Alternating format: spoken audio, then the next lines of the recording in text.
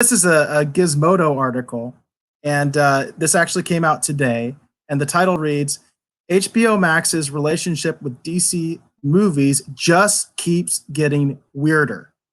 So what I'm trying to say is this is the kind of stuff that HBO Max doesn't want us to be talking about.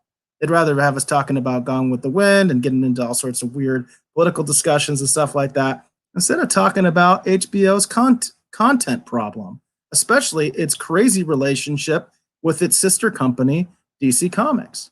So the article reads: even before HBO Max launched, there was understandable confusion at just how Warner Brothers attempted to board the quote, everyone gets their own streaming platform now bandwagon would align with its prior attempt at doing that with its DC output in DC Universe.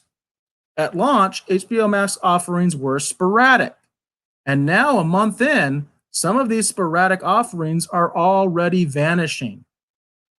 So they talked about, there was a comicbook.com article where they talked about numerous DC movies and shows that were initially on HBO Max that are leaving. And they did an update on this where they told us what's really leaving. So it says, so after checking, I09 found that the list had now changed. So Justice League, Catwoman, Batman Returns, Batman Forever, and the Lego Batman movie, as well as the Lego movie, of DC-related movie content, those are all leaving HBO Max. So in other words, at launch, they had these things. They had Justice League, they had Catwoman, Batman Returns, Batman Forever, and the Lego Batman movie. Now all those things are leaving. You got to stop for a minute. Seriously, Justice League is leaving. Because the only big news item they had leading into the launch of HBO Max was the Snyder Cut of Justice League. So they're even losing Justice. So that makes you think if the Snyder Cut version of Justice League is so they can just have their own version, so they can have Justice League on their platform. This makes no sense. Keep going. Sorry, I just had to point that out. No, I mean, it doesn't make any sense, right? That's what I'm saying. It's like that's part of my thesis here is that they don't want us talking about this train wreck that HBO Max is creating with the DC content. The article goes on to say things like, for instance, even like Harry Potter.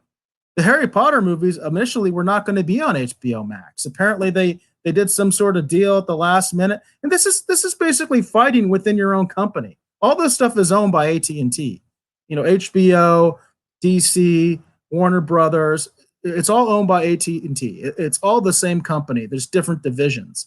And, you know, we talked about this before, Dave, before the streaming wars even really got heated. When we were first doing our coverage of the streaming wars, I remember you talking about the issue with DC Universe. And you thought that maybe DC Universe was going to be sort of like the first casualty of the streaming wars. Well, now it seems like DC Universe is at war with HBO Max over the DC content. It's crazy. It's crazy.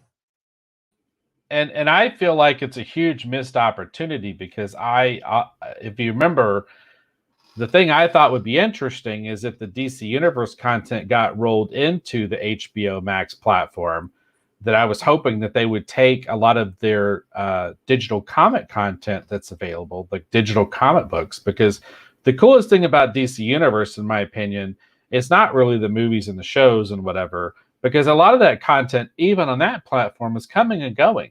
You know, all the DC movies are not always available on there. It's this weird thing where it's like, you know, the Superman movies will be available for several months and then they go away.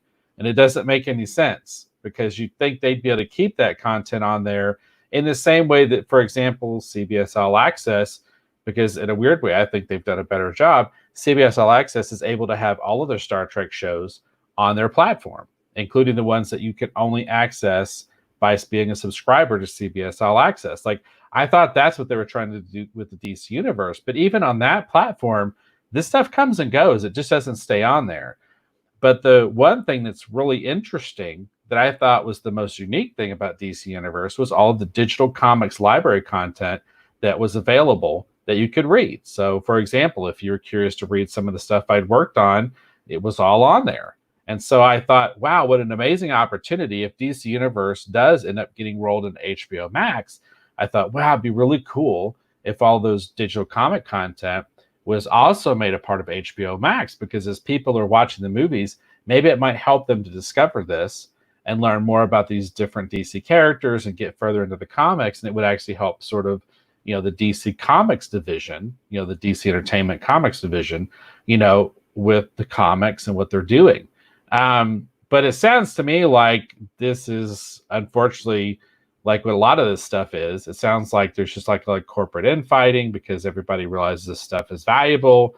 And for these different sort of like companies within the company thing, because of the structure they have, it's just creating the opportunity basically for them to sort of like fight with each other.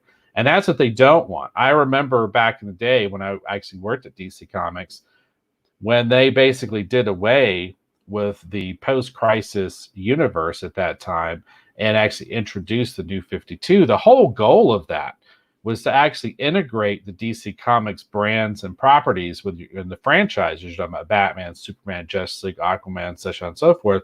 The goal was to take those and integrate them better with sort of the Warner Brother, AT&T, whatever you want to call it, like sort of properties or companies, so that they could leverage the power of all these various brands that they had within the company.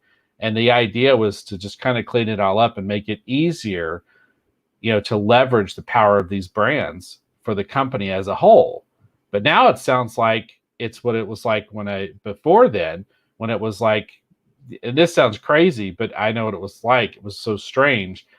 We were having to fight to try and get, Grifter's villain back from the Superman books, because he was in the Superman books, and the Superman office wouldn't let him show up in our book. It was the stupidest thing in the world. So it sounds like, and that was just in my opinion. Let me clarify. I got to make sure I don't get myself in trouble. A lot of this is my opinion based on my experiences.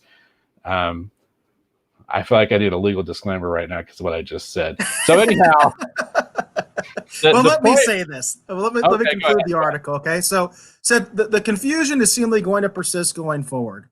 Warner Brothers spokesman told Observer that HBO Max is planning on having a monthly rotation of DC content that will come in and out of the service, operating in regular batches. Quote, "We will have a collection of DC films that will rotate on the platform," the representative said. "We have a new batch coming in July and another batch coming in August.